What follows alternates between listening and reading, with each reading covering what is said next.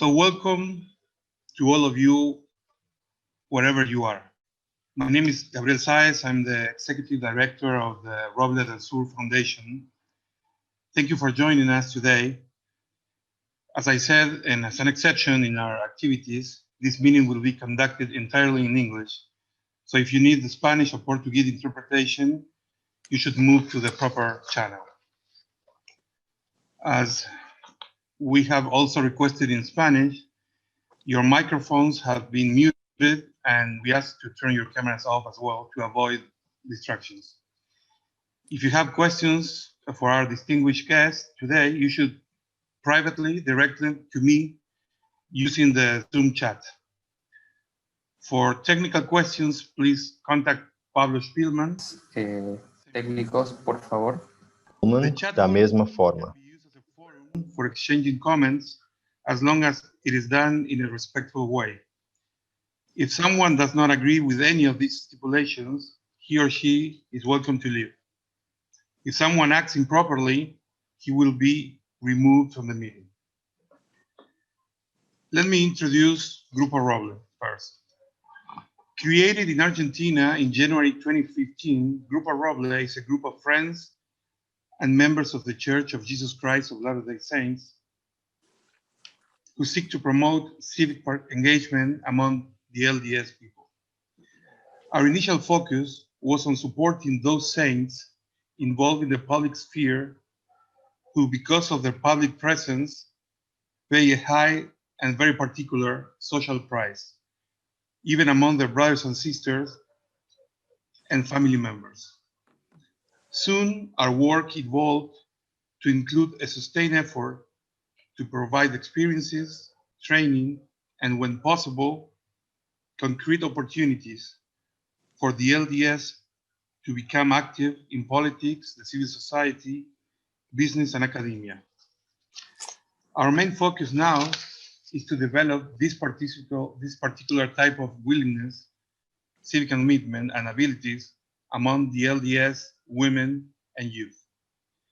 Grupo Roble has extended its reach to include the whole of South America now.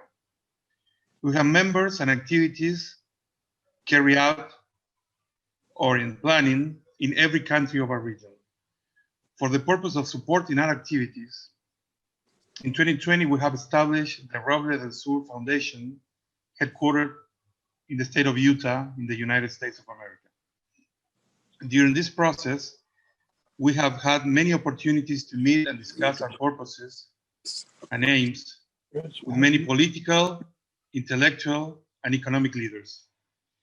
Without exception, we make sure that our interlocutors understand that as a group, we do not officially represent the church at any of its levels. If you want, you can watch some of the exchanges with these figures in our YouTube channel, Grupo Roble Sud.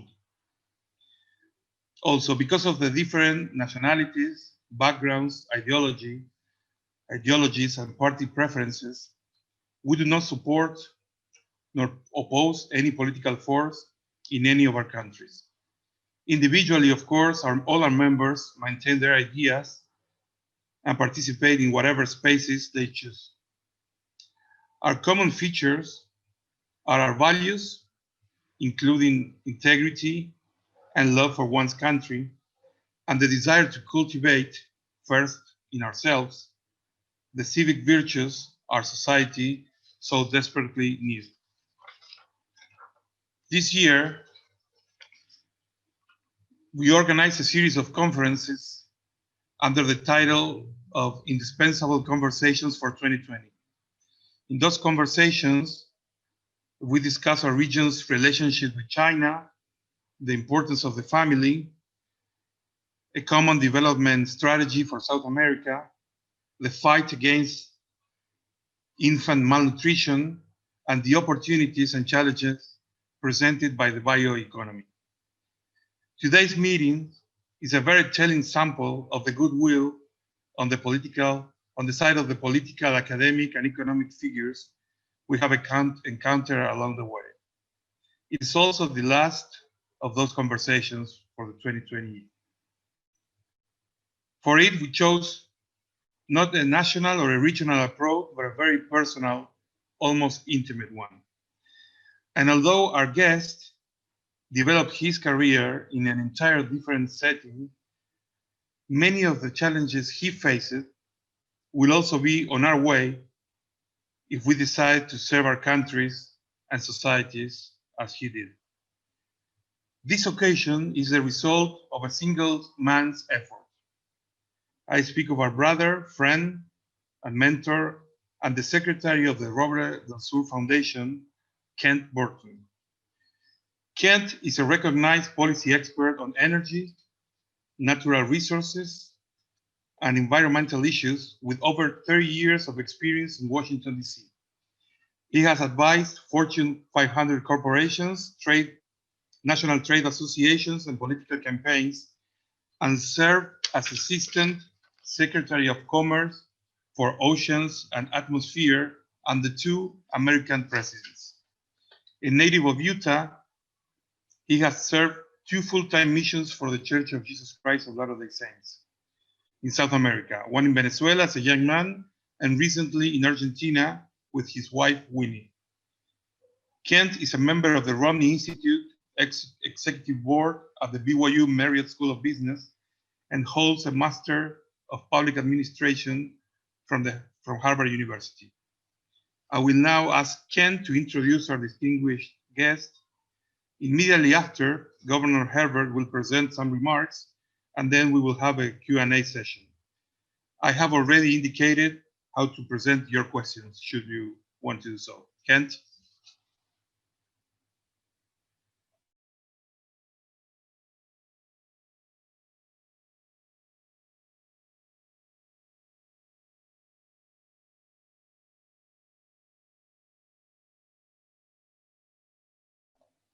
I'm sorry, Ken, you're muted. Can you turn your... Yeah, I got it. Is that better? Is that better? It is, yes, thank you. Okay, I apologize. I was very eloquent there for a minute, Gabriel, and you lost it. Thank you for coming together, Gabriel. Thank you for hosting this particular session.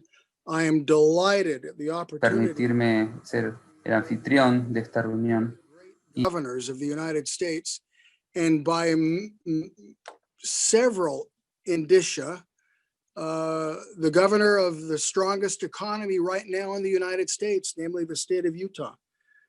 Before I go further to introduce Governor Herbert, let me also make mention of the fact that one of his senior assistants, Deputy Chief of Staff Paul Edwards, who now is the president of the Wheatley Institute, is also on this call.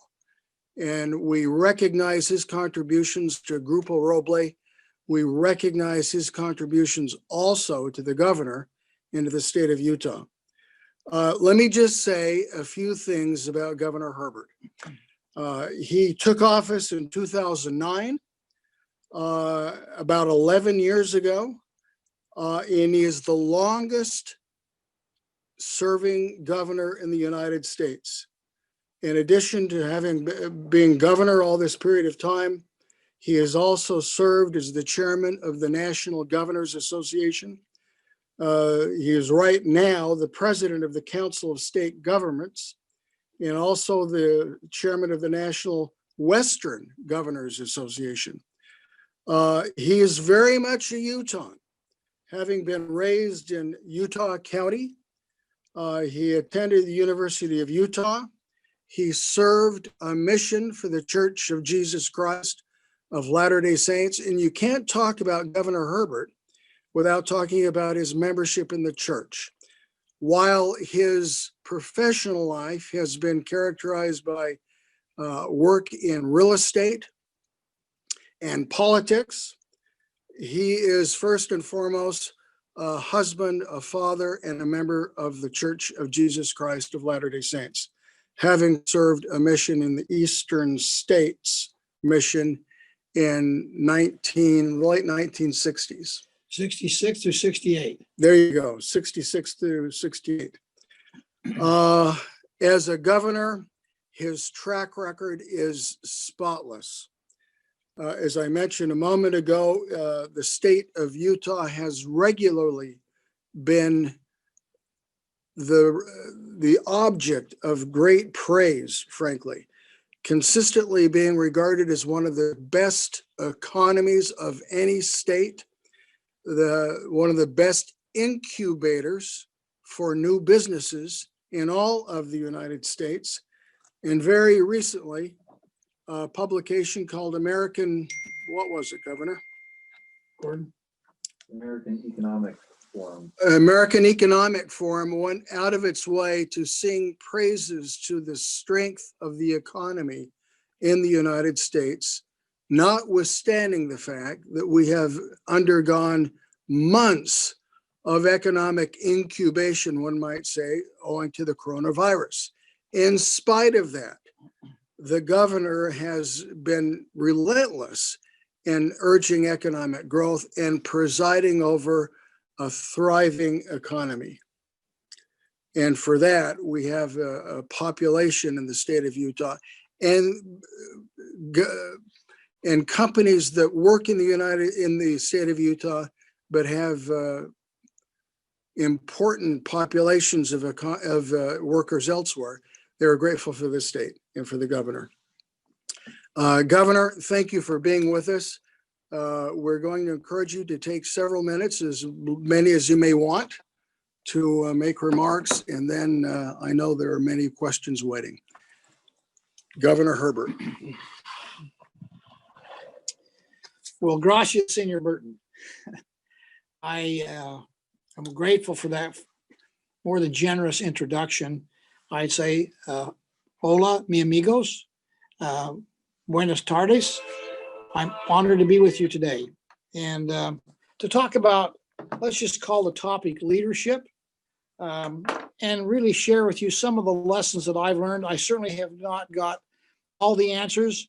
I'm not sure I know all of the questions, but we've had a great run in the state of Utah of great success, being identified as the most healthy, diverse economy in all of America. And because of that, we have a lot of people that are coming to Utah wanting to be a part of it. So we're now the fastest growing state in America when it comes to population growth. People like what they find in the state of Utah, wonderful people and great economic opportunity. I'm long on experience, but I'm a little short on time. And Tengo mucha experiencia, pero poco tiempo. Y soy el gobernador número 17 y estoy por terminar. Elected will take over for me, a fellow named Spencer Cox, which you'll hopefully get to know and appreciate. Spencer, he's a fine person, is going to be a great governor and build upon the foundation that we've laid for him, which we've built upon the foundation of those who come before us. That's a true principle. And so that being said, let me just mention a couple of things here that might be germane to the subject of leadership. I have a quote here from a guy named John C. Maxwell, who's an American author and a motivational speaker, and also a pastor. And he said this: anyone can steer the ship, but it takes a leader to chart the course. Leaders who are good. Una abeja, pero lleva más un líder llevar una persona a donde quiere ese lugar. Y la pregunta es cómo ellos te siguen y cómo... Chamado é um indicativo de boa liderança. Leaders become great not because of their power. Sometimes people think leadership is having power. I can make people do things. I can control them. But leaders become great not because of their power, but because of their ability to empower others. So that they are energized, they're empowered, they're in fact emboldened to go out there and magnify their responsibilities and improve the conditions they find themselves in. Now, these comments, I think, hold special relevance to Roble del Sur, the foundation, which uses proven leaders to train and inspire South American professionals like yourselves to more fully engage in your communities and to become more involved in the public square, in business, and including politics. It's important that we have government that functions correctly to empower the people. That doesn't happen in every place around the world. One of the secrets of our success in Utah is limited government and empowerment of the people to find a better way, to build the better mousetrap, to find new ways in a free market system to, in fact, enable themselves to find success economically. That's worked wonders for the economy of Utah, as we're now the most healthy, diverse economy in America. That's because of empowerment of the private sector, the private people. That's good leadership. Let me just mention a couple of things that I think have helped me. And this is certainly not an exhaustive list. We don't have the time to go through all the different factors here, but let me mention 2 or 3 if I could. One, everybody should have a good mentor or mentors. It's not just one. All of us have people that we think are good examples, and they can teach you. You can learn from them. I start first with my parents. All of us have opportunities mostly in life to be parents, or we're all children of parents. And so really the best mentors you can have is starting with your parents. The lessons I learned from my mom and dad have treated me very well in my life and have allowed me to become probably better and more capable at my job as governor because the good leadership that they gave to me, their training and their mentorship was helped me. I was actually a kind of a shy kid in school, a little quiet. That was back in my hometown, which was nothing but orchards, open fields. It was not a metropolitan place. And so, again, my parents worked hard to keep us in food and shelter. We didn't have much. My mother had a terrific capacity to be able to stretch a dinero, $1, to help stretch the money that my father brought home. My dad sometimes worked 2 or 3 jobs in order to make ends meet. And my mother was very frugal in spending. When I got holes in my jeans, I said, I need new jeans. She'd say, no, what you need is a new patch on the hole. And I patched the knees of my jeans for years. And yeah, we were pretty thrifty. We knew how to stretch $1. My dad started out working as a steel worker. Then he ended up becoming a milkman. Then he eventually got into the construction industry as a home builder. And from my dad, I learned some basic principle. And this is a key ingredient. If you're looking for principles of leadership, there's nothing better than this. He said, you know, you ought to work hard. You ought to have an honest day's work and get an honest day's pay. And his favorite saying he got from his father, he was raised on a farm up in the state of Idaho. It's the Herbert family slogan, and it goes like this. We call it the 8 W's. Work will win when wishy-washy wishing won't. Work will win when wishy-washy wishing won't. We all say occasionally, I wish things were better. I wish this, I wish that. Dad would say, don't wish about it. Go out there and roll up your sleeves and go to work and make it happen. Make it become better. Find a way, set a goal, go and roll up your sleeves, go to work. And because of that, I learned how to work. I started working out in a garden picking raspberries when I was about 7 years of age, putting the raspberries in cases and going around my neighborhood and selling them with my little wagon. 15 cents a cup is what they were. And I learned to actually go out and market. I knew how to wash the raspberries, make them look more attractive and more presentable. And I'd go door to door, and I thought a lot of money. I'd make sometimes $2 or $3 a day selling raspberries. And so again, I then gravitated, became a newspaper boy. I was making $30 a month doing that, which was good money for me. I collected pop bottles. I mean, I did everything to try to find a way to make some money because I didn't have much money coming from my family. I learned that hard work, commitment, and showing up. Just show up. A lot of people won't show up. So again, a key leadership trait is those who are willing to work hard and show up and engage and say, we can find a way to solve this problem, a better way to do this thing, and we can make some money or serve our public. It's not all about money. It's about service, most of all. And my dad used to teach me, he said, you know, we live in a wonderful community, Gary, and we ought to give back to our community just to make it better. He helped neighbors. He would take out of his own vegetable garden and deliver around to the widows in our neighborhood, driving his little tractor around the town. He ended up being on the beautification committee for the city of Orem, which is our hometown, trying to make it look better, be better, open up commerce opportunities. Became president of the Chamber of Commerce, promoting entrepreneurship in our little town. He wanted to give something back, and he didn't get paid for it. He did it because it was a good thing to do to help improve the community. So another of my mentors that I had besides my parents was, and all of us have opportunities to have people that we know that coach us. I happened to play baseball, football, and basketball. I had 3 coaches, and they taught me a lot in the process of sports and competition. Competition is a wonderful thing. It brings out the best in us. And sometimes you lose in competition, but you go back and you maybe train harder and come back sharper and work even harder and have some success. And success doesn't always mean you have to come in first place. There's a lot of gradations of success. Just finishing the race sometimes is great success. I learned how to compete in sports. I played quarterback on the football team, and point guard on the basketball team, was captain of the baseball team. And I learned in all 3 of those sports, you can't do it alone. When I was a quarterback, I knew if I didn't have some good receivers that could catch the ball, it didn't matter how good I could throw the spiral of that football if they couldn't catch it or get open. If I didn't have a line that blocked and protected me from the defense, if I didn't have running backs I could hand the ball off to, if we didn't have a defense with linebackers and safeties that could do the defense and get the ball back to us on offense. Again, one thing I've learned, success in life, good leadership means bringing together and creating a team effort. And so I'll go from the coaching mentors. Again, all of us have mentors. When I was in the Army, my platoon sergeant, again, was a good mentor. I learned about discipline in the military and service to my country.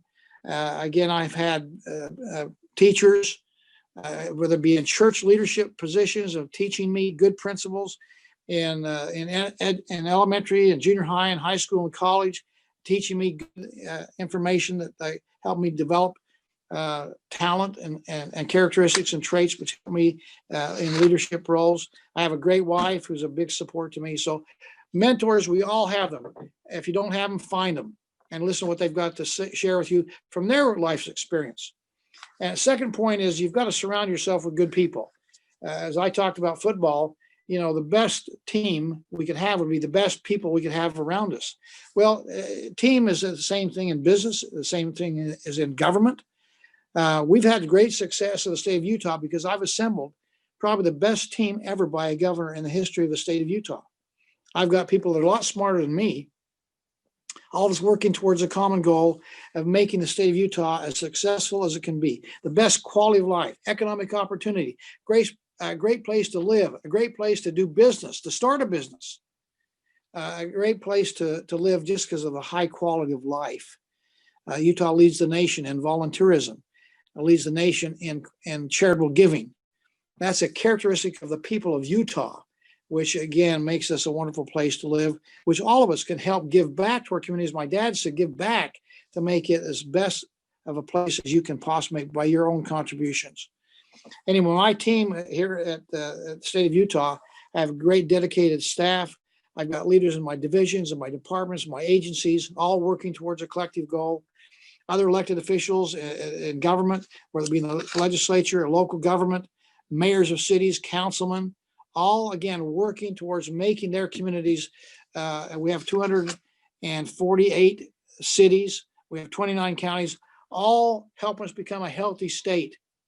And that team effort is significantly important towards success. So gather people around you that can share your goals and your vision and work together as a team. That's the second point. A third point I'll mention and then kind of shut down after this and see if you got any questions.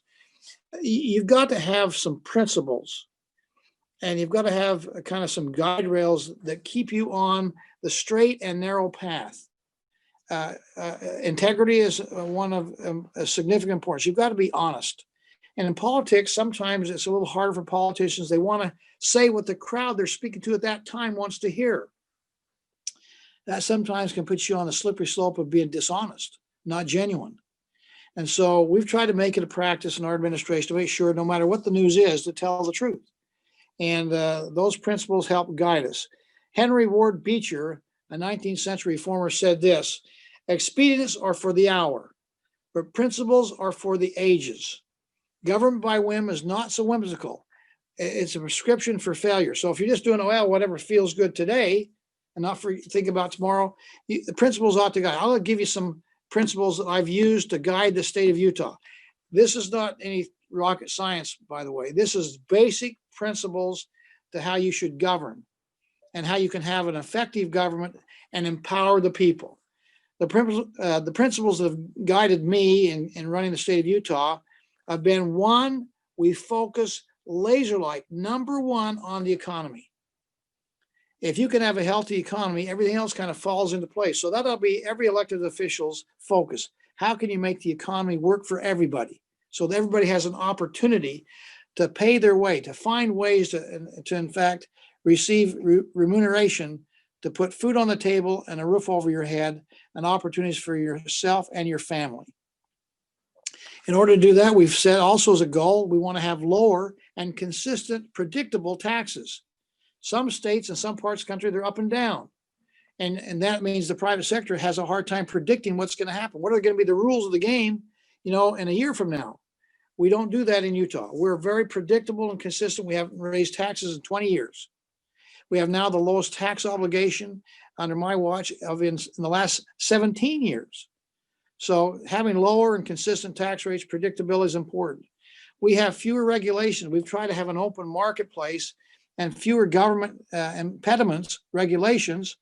Not that regulations aren't important, but they only serve two purposes. One is to level the playing field, make sure that everybody can play and compete. And two is to make sure that we have rules in place so that the bad guys, those who break the rules, are in fact punished for breaking the rules. That's the only reason to have regulations, those two things. Anything else becomes a drag on society. So we're constantly looking at our regulation and reforming them so that we don't get in the way of the initiative of the private sector. We live within our means. We don't spend more than we take in, just like you do in your household and your own businesses, as opposed to some of our states and our federal government, which spends beyond what they take in, which is a recipe for failure sometime. It may be in the future, but it's going to come back and hurt us if we don't, in fact, live within our means. We spend more than we take in. We also want to make sure that when we in the government have received the money, they're sacred trust. And we should make sure that we have maximum return on the investment of the taxpayers' dollars and have efficient government. We, in fact, in Utah have reduced the labor in government. So we have fewer laborers in government now in state government we did in 18 years ago. So we're getting more bang for the buck. And we're making sure that, again, we're not overtaxing the people. They can keep that money and spend it the way they think. And we think not just short term, but we think long term. This is not for the next election. This is for the next generation. And if you're going to, those principles ought to guide all of us, not just short-term thinking, but long-term thinking. And we've applied free market solutions whenever possible. So those are what's guided me. Again, above all, as William Shakespeare said, to thine own self be true. You've got to decide what your principles are, and you should not veer from those. Integrity, honest, hardworking, how you're going to run your business, how you're going to be involved in government, what you're going to say to the people. Strive to be true to who you are. I'm a Ronald Reagan. Somebody may have heard of President Ronald Reagan back in the 80s. Again, one of our great presidents. I'm a Ronald Reagan conservative, which means I'm kind of a practical guy. I'm not so idealistic that it's my way or the highway. Ronald Reagan said, if you agree with me 80% of the time, you're my friend. And he talked about, I'd rather get 80% of the job done than fly off the cliff getting nothing done, waving a flag of ideology. So compromise is not a bad thing to do. I'll just give you my philosophy of who I am. I'm conservative in principle. I'm a right of center conservative. I make no bones about that. I'm moderate in tone, and I'm inclusive in process. And that works. I'm honest in what I believe, what I think about politics and government's role in our lives, et cetera, as a conservative. I'm moderate in tone. I don't yell at people. And I'm inclusive. I'll bring anybody around the table and let's work together and see if we can find common ground. And if somebody happens to be a liberal, then they ought to be left of center. But they still can be moderate in tone and inclusive in process. I think that's a recipe for success of bringing people together, finding common ground, and getting things done. So real leadership really is about, can you get things done? We have people that talk a lot, they're on television a lot, they get nothing done. It's about getting people together and getting things done and getting a positive outcome. You may not get everything you want, but a half a loaf is better than no loaf. And I think that's how you get things done, finding common ground and working together, getting a positive outcome, not just scoring political points. And that's what we've done in the state of Utah, and why we've been so very successful. So with that, let me just conclude there and say, again, I've had many helpers. It's not something to do alone. I've got many mentors. Leadership is really getting good people around you, as I mentioned before, listening, learning, improving. And I try to do that. I hope tomorrow I'm better than I am today. I can learn something today. I'm sure that I have learned something today. And if I incorporate it into my what I'm doing and rolling up my sleeves and going to work, work will win. When wishy-washy, wish you won't. I will have a better day tomorrow than I had today. Anyway, it's been great to be with you, and hope you've learned something with this. Now I'll certainly take some time for questions. Thank you so much, Governor. It's truly an honor to have you with us. We already have several questions, certainly more than we will be able to accommodate. But let me tell the participants that if you still want to ask something, please remember that a good question has two characteristics. It's short and it ends with a question mark. So it doesn't need a preface, a prologue, an explanation, and apologies. It's just a direct question. That's particularly important because I would need to translate it into English if you write it in Spanish or Portuguese. But Governor, since you mentioned that your main focus was on the economy, let me abuse my personal position here and connect it with a personal experience. Last January, I was able to attend the Economic Outlook and Public Policy Summit that took place at the Marriott Hotel in downtown Salt Lake City. Yeah. You spoke there, and also did former Governor Mike Leavitt. It was on January the 17th, I remember. So there was a panel moderated by Dean Taylor Randall from the Davis Eccles School of Business, devoted to economic issues in 2020. So at the end of the panel, Dean Randall asked the four participating economists to describe in one word the state and the future of the economy in Utah. The words they used were, I wrote those down: strong, promising, healthy, and prosperous. So four different economists agree on that positive outlook. But that was January the 17th, as I said. Then the pandemic hit. So my question is, how did you manage to rewire your own mindset and that of your team to quickly change and adapt your agenda and the priorities of your administration? Because it seems like another totally different world and era back in January as it was later. Thank you. Well, thank you, Gabriel. That's a very good question. Sometimes unforeseen things happen. We not only have the pandemic, which everybody is familiar with, COVID-19, we also had an earthquake, the largest magnitude earthquake since the pioneers came into the Salt Lake Valley back in 1847. We had a Category 1 hurricane windstorm, which means winds over 100 miles an hour along the Wasatch Front. It made the Wasatch Front look like a war zone. We've had rioting for the first time, social unrest and protests in downtown Salt Lake. First time we've ever had that. We've had the free fall of the economy. You kind of mentioned. We had fire, we've had floods, and we're in the middle of a drought. We're kind of playing apocalyptic bingo in Utah. And when the frogs and the locusts show up, I'm going to yell bingo because we will have won. It's been a tough year. But here's the good news for Utah. We prepared for the rainy season. We have what's called the rainy day fund. And so we have probably $700 million in our rainy day fund, and probably another 200 or 300 million in different pockets of money that we call working rainy day funds.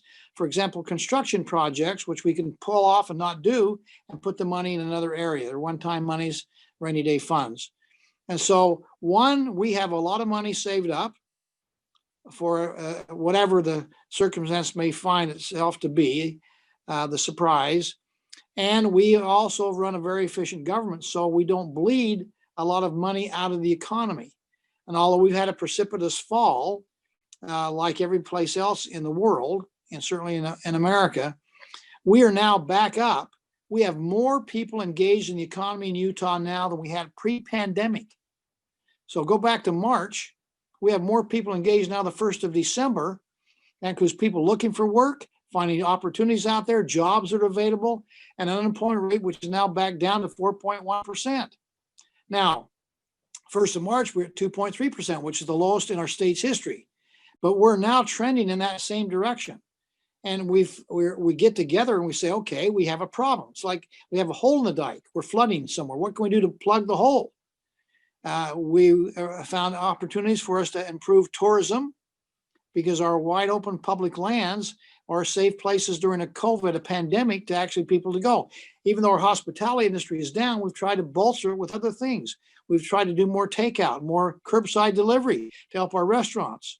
So there's a solution virtually to every problem, or at least an antidote for most of the problems, but it takes creativity. And we've said this, when we started out, we said, we want you to memorize 3 words.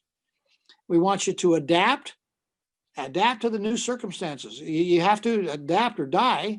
So adapt, innovate, and in fact, then last, conquer. So adapt, innovate, and conquer the challenge ahead of us. And all of us need to take that kind of an attitude. And we've done that in government, so that when the rainy day season comes, and we're in the middle of one now, we can survive and not be buffeted like many that aren't prepared. So again, one of our secrets of our success is we were prepared for the rainy day when it came, and we knew how to work our way out of it, and we're doing so now. Governor, we are having questions from all over South America. I don't know if you're interested in this, but if you want, I can send you the questions through Ken Burton for you to read afterwards. So at least you know what repercussions your presentation has. Sure. I'm happy to do that. Let me choose a few more if you have the time. So one is from a business person and social entrepreneur from Buenos Aires, and the vice president of our foundation, brother Hugo Ricciuti. And he asked, have you ever experienced tension between your duties as an elected official and your obligations as a member of the church? But let me connect that with another question from Sister Romana Remor from Brazil. You should know, Governor, that Sister Remor is the only LDS woman to have served in the National Congress in Brazil. So the only LDS Congresswoman so far in the history of Brazil. And she asks, being a mother and a wife of a bishop, by the way, she asked, how does your family deal with your political participation? Have they ever felt that life would have been sweeter had you not entered into the political arena? Well, those are good questions. Let me take the second one first. If you enter into the public square and compete in the arena of politics, it's probably hard to please all the people all the time. Sometimes you'll please all the people some of the time, and sometimes the people you pleased 1 month will be the people that don't like you the next month because of a different issue. So that's just kind of the world of politics. I think what you try to do is build consensus. Consensus meaning if you get 60% or plus of the people agreeing with you, that's probably a good direction to take. But that takes hard work to bring and build a consensus. I've had a good run as a governor of Utah. My approval ratings have been around 70% consistently for now nearly 12 years. And that's because I've really gone out of my way to build consensus and bring people together so that we don't have a lot of opposition. There's always things, that's the difference between Republicans and Democrats. It's not that we don't have the same kind of goals. We just differ on how we get there. Some want bigger government to make it to happen, as opposed to more conservative approach to let the private sector. We've done some studies on the Great Depression when FDR was president back in the 1930s.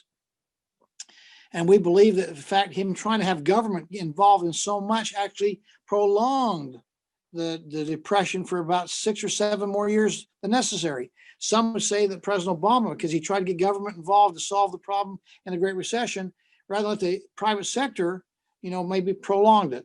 So that's a philosophical debate. Some will agree, some will disagree. That's just part of being in politics. My family has had, I think they hurt when somebody says nasty things about the governor, but they also just got an opportunity to meet with the vice president and the president here just earlier today, my oldest son, who had never done that before. That was a benefit of having his dad be the governor. So there's blessings that come along with it. Oh, doors are open, opportunities to talk. Mi hijo es que puedo conocer al presidente, al vicepresidente, entonces As the governor of Utah, I'm talking about Utah's history and how the pioneers came there, and my ancestors were there. Está representando o estado de Utah e falando pouco. Faraway places and came to Utah to get away from religious persecution. I understand immigration. I understand migrant workers. I understand some of the refugee problems we see in the world because our people in Utah have lived them. And so it's opened doors and opportunities for me to, in fact, talk about the church and my belief in the church and the history and culture of Utah. So it's been a blessing for most of the time, not in every instance, but I can tell you, as my family say, it's been a very positive experience in my 30 plus years as elected official. The first question you ask, is there tension? Is there conflict? And I really can't say any time that I've had conflict. The teachings of the church are one of being honest, serving your fellow man. If you're in the service of your fellow man, you're only in the service of your God. The Book of Mormon teaches us those kinds of things. The majority of the people really want the right thing if we let them have a voice. And not in every country is that able to happen, being on the philosophy and the government controls that are there. But certainly in America and Utah, we have the right to worship as we please. And in Utah, it's never been a problem for me. We have a lot of non-LDS people in Utah. I once a year, I host a gathering of all the non-Mormon clergy, Christian and non-Christian. And I tell them, I want you to know I'm the governor of all the people, not just the members of the Church of Jesus Christ of Latter-day Saints, but all the people. And we've had a wonderful engagement for the last 12 years as I've gathered these people together once a year and we talk. And here's the interesting thing. We have now these other clergy leaders of other religions say, we are so grateful to be in Utah, where we have people who are honest. They care about their children. They care about their neighbors. They volunteer to help. And it's a wonderful culture. And so it fits right in with my religious beliefs of what we should have. We read in the Doctrine and Covenants that governments were ordained by God. Government's there for a purpose, a good purpose. I'm not anti-government. I just think it ought to be darn efficient and effective and probably a little smaller. So I've certainly found no conflict. In fact, I think it complements, my religion complements my involvement in government. Governor, we are very mindful of your time and grateful for your generosity. But you know, just like in the US, our countries here in South America and in other parts of the world, but we are focusing on South America, are experiencing a wound that is opening all the time. You know, the internal divide.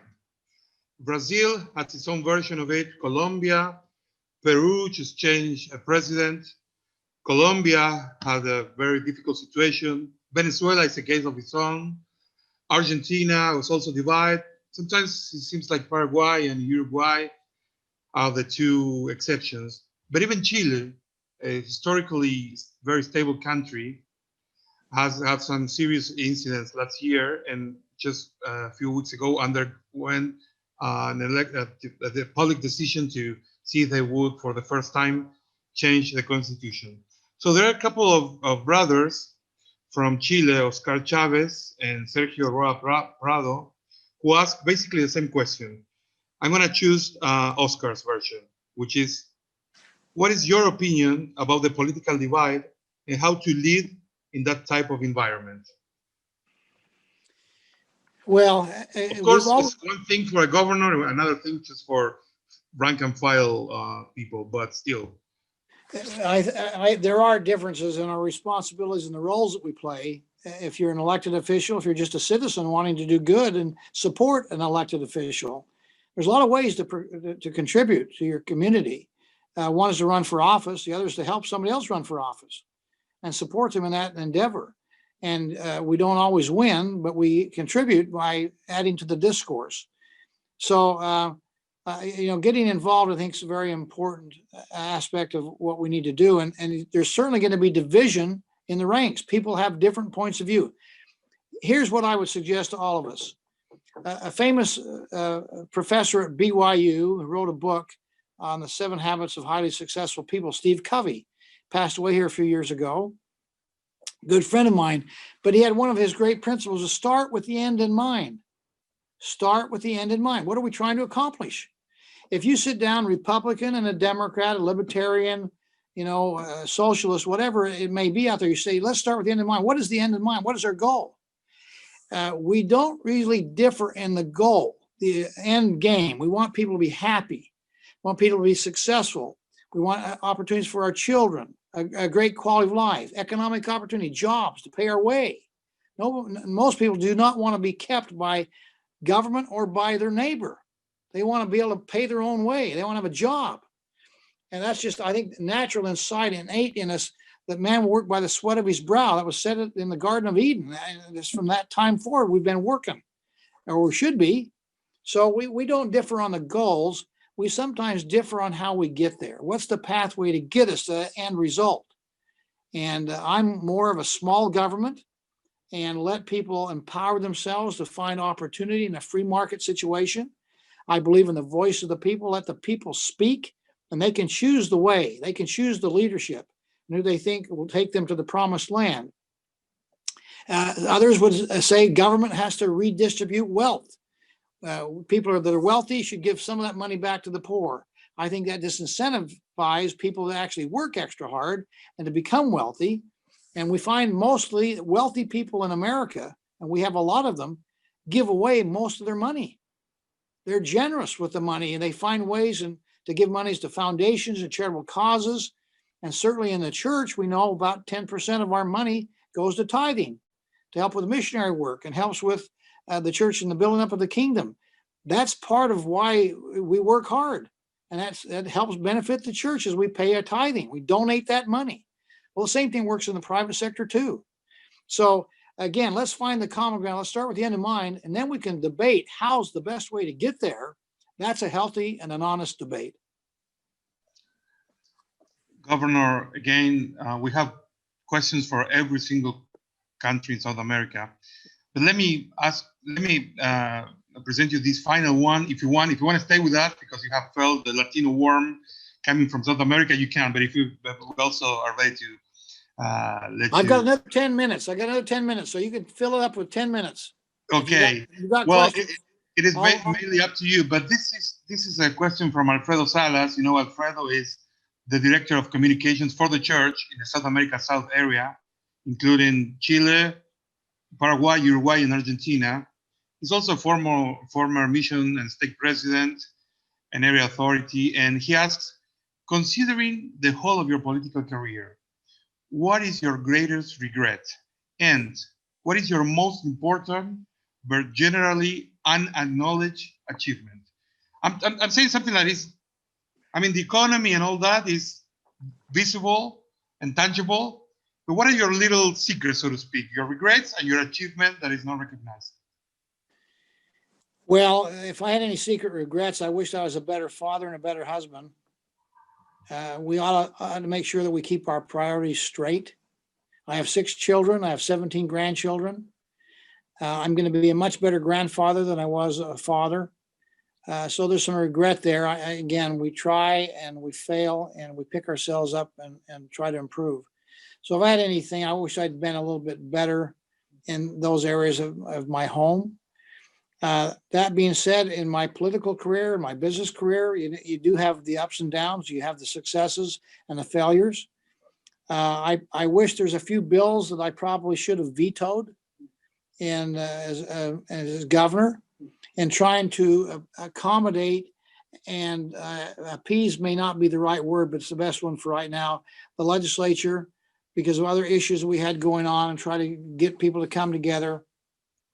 I probably should have drawn a line in the sand a couple of times that I didn't. And so I learned from experience. I got a lot tougher.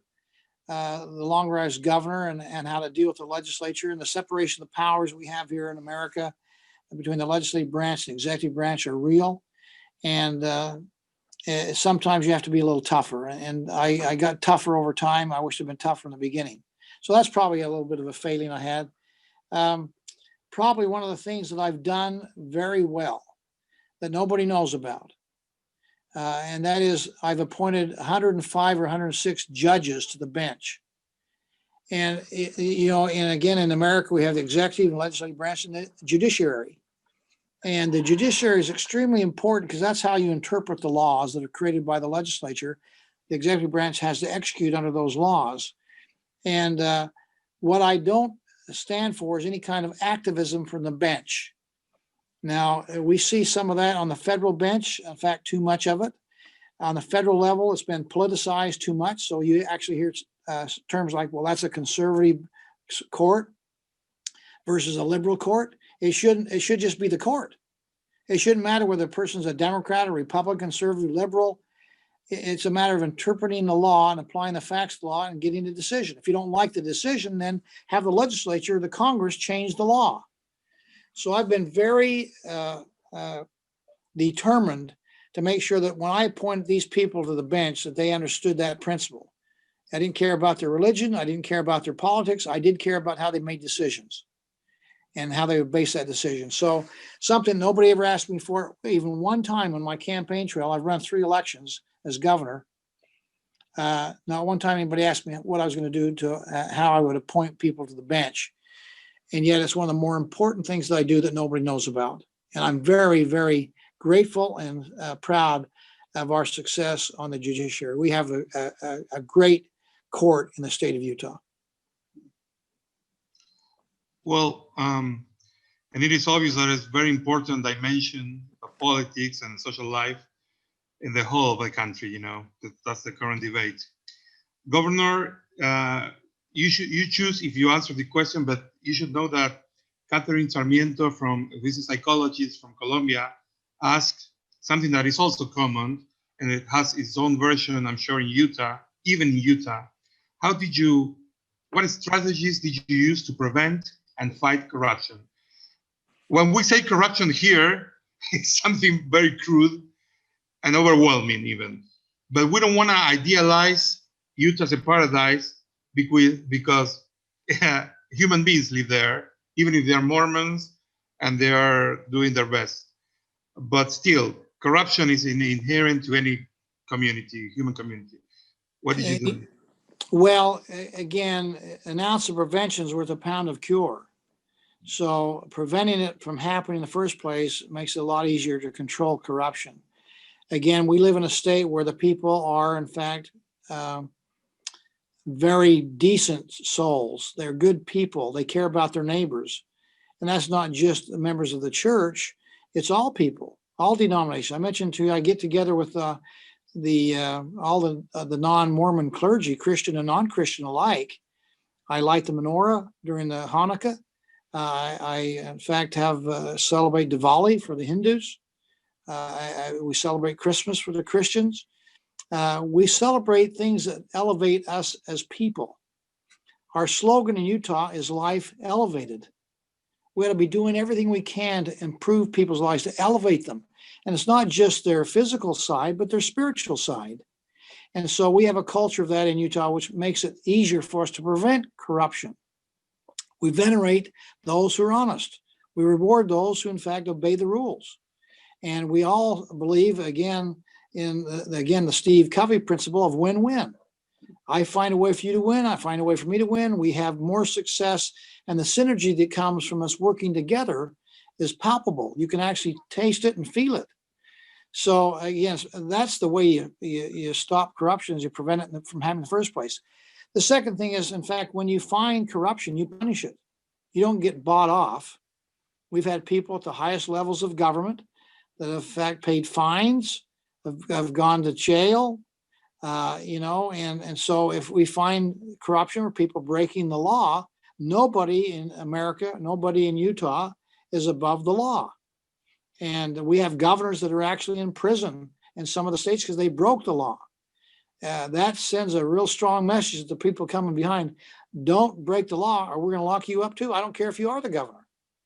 So again, that's kind of changing people from the outside. Government forces people from the outside to do things, but the power of the gun and the enforcement mechanism with the law enforcement, the power of law. A better way for us is to change people from inside. If you can change people inside, their spirit inside, they will do things correctly because they want to do it. They know what's the right way to do it. They know God will bless them, number one. They'll be happier about it. They'll be more probably successful. But even if you're not successful, you'll feel good about yourself. What does it profit a man to lose his own, on the whole world and lose his own soul? So again, that's a culture. It can't happen overnight. But one by one, if we have people starting to change that culture, no matter where you live, a small town, small state, a small country, large country, you can start changing things around one individual at a time. It's a matter of rolling up your sleeves. And what do we say? Work will win when wishy-washy wishing won't. Okay, let me thank the translators for translating even this last phrase. Governor, thank you so much for this privilege in representation of all the presents. Let me wish you a smooth transition. The physical capability to rest after these long years in politics, and the vision and inspiration to find your own purpose for the next stage in your life. It's been truly a privilege, unprecedented, and maybe in 4 or 8 years, we'll ask for your help to have a similar meeting with Governor Cox. Well, thank you. Spencer was going to do a great job. He's fluent in Spanish, by the way. He served the mission in Mexico, so okay. he would be just honored to be on and talk about his experience. And he's had a length of experience. He started as a local government official like I did and worked his way up through the rungs of leadership. And I tabbed him for my lieutenant governor, and he's blossomed there. He's going to do a great job. So please invite him on sometime. I know Senor Burton can make sure that happens. Mm-hmm. And all I can tell you is muchas gracias. I've enjoyed the opportunity. You've been so kind. I wish you the very best, and wish you the very best. Adios, amigos. Muchas gracias, Gobernador. Gracias a todos.